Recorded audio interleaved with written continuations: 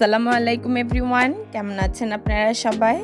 আশা করছি সবাই আল্লাহর রহমতে অনেক ভালো আছেন। আমিও আলহামদুলিল্লাহ ভালো আছি। চলে আসলাম আজকে একটা নতুন ভিডিও নিয়ে। আজকে আমি রান্না করব চিংড়ি পোলাও। শুক্রবার মানে বাচ্চাদের তাল বাহানা, তো শর্টকাট এইভাবে রান্না করে বাচ্চাদেরকে খুশি করা যায়। তো চলুন দেখে আসি রেসিপিটা। প্রথমে আমি ভাতটাকে একটু সিদ্ধ করে নিব। তো তার জন্য দিয়ে দিচ্ছি একটা প্যানে একটু বেশি পরিমাণে পানি।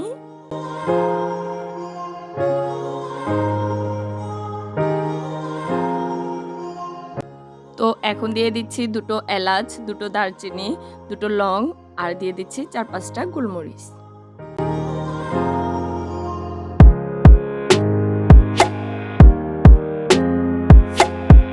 এখন দিয়ে দিচ্ছি 1 চামচ লবণ,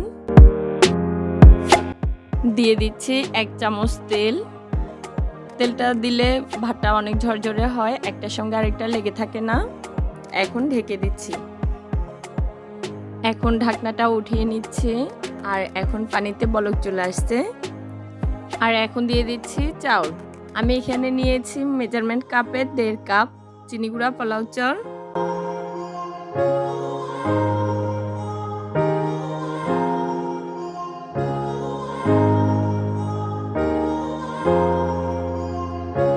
তো এইভাবে আমি ভাতটা রান্না করে নিব।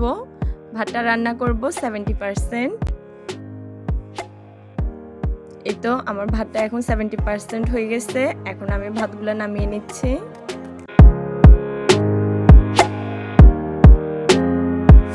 আমি এখন ভাতগুলো একটা ঝাঁকিতে নিয়ে নিলাম। তো এখন পানিটা ঝরিয়ে নিব। এখন চিংড়ি মাছটা রান্না করব। তো তার জন্য দিয়ে দিচ্ছি প্যানে পরিমাণ মতো তেল।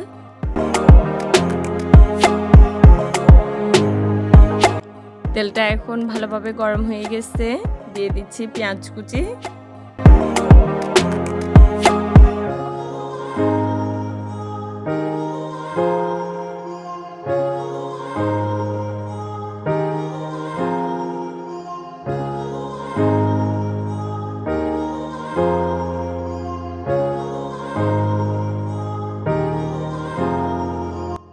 এখন দিয়ে দিচ্ছি 1/2 চামচ লবণ।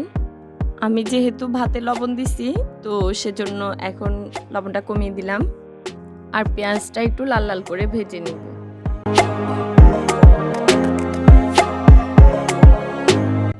দিয়ে দিচ্ছি এখানে 5-6টা কাঁচামরিচ।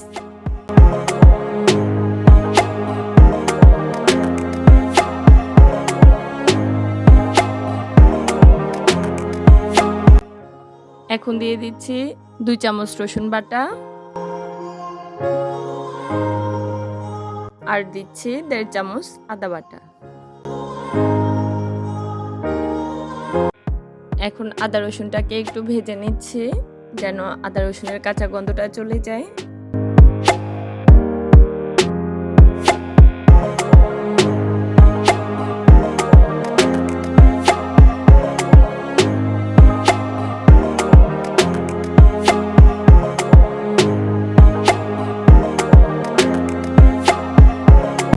এখন দিচ্ছি 2 চামচ মরিচ গুঁড়া,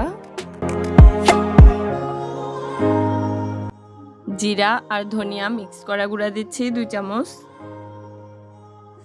এখন নেড়ে চেড়ে মশলাটা ভালোভাবে মিশিয়ে নিচ্ছি।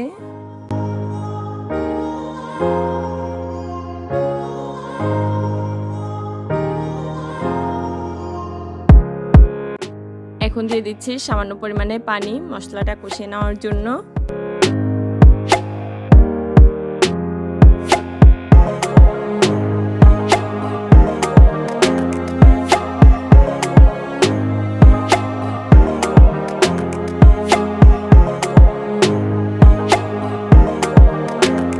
এখন দিয়ে দিচ্ছি নারকেল আর বাদাম একসঙ্গে বেটে নেওয়া 1 টেবিল চামচ। দিয়ে দিচ্ছি 1/3 কাপ টক দই। টক দইয়ের ফুল রেসিপিটা যদি দেখতে চান, তাহলে আমি ডেসক্রিপশন বক্সে লিঙ্কটা দিয়ে রাখবো, আপনারা চাইলে সেখান থেকে দেখে নিতে পারবেন।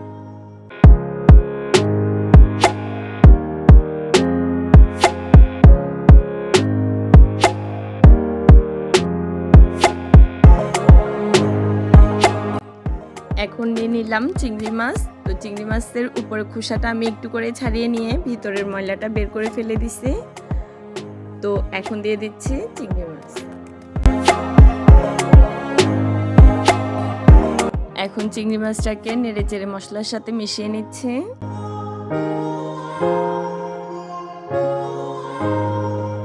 এখন ঢাকনা দিয়ে ঢেকে দিচ্ছি। এখন ঢাকনাটা উঠিয়ে নিলাম। এর মধ্যে কিন্তু আমি 2-3 বার চিংড়ি মাছটা নেড়ে চেড়ে রান্না করে নিচ্ছি। এখন দিয়ে দিচ্ছি আগে থেকে সিদ্ধ করা সে ভাত।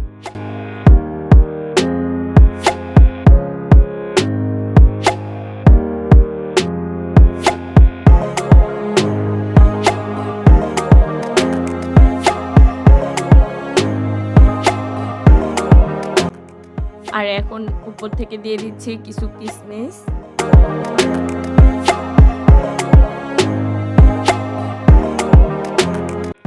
এখন ঢাকনাটা দিয়ে আমি দমে বসিয়ে রাখবো প্রায় 15 মিনিটের মতো। আর এই তো আমি গরম গরম ভাতটা সার্ভ করছি। তো আজকের ভিডিওটি যদি আপনাদের ভালো লাগে একটা লাইক দিবেন, কমেন্ট করবেন, শেয়ার করবেন আর সাবস্ক্রাইব করবেন। সাবস্ক্রাইব করার পর পাশে থাকা বেল আইকনটা প্রেস করে দিবেন, যাতে আমি ভিডিও ছাড়ার সাথে সাথে আপনাদের মোবাইল নোটিফিকেশন চলে যায়। তাহলে আপনারা সেটা খুব সহজে দেখে নিতে পারবেন। সবাই ভালো থাকবেন, সুস্থ থাকবেন। আল্লাহ হাফেজ।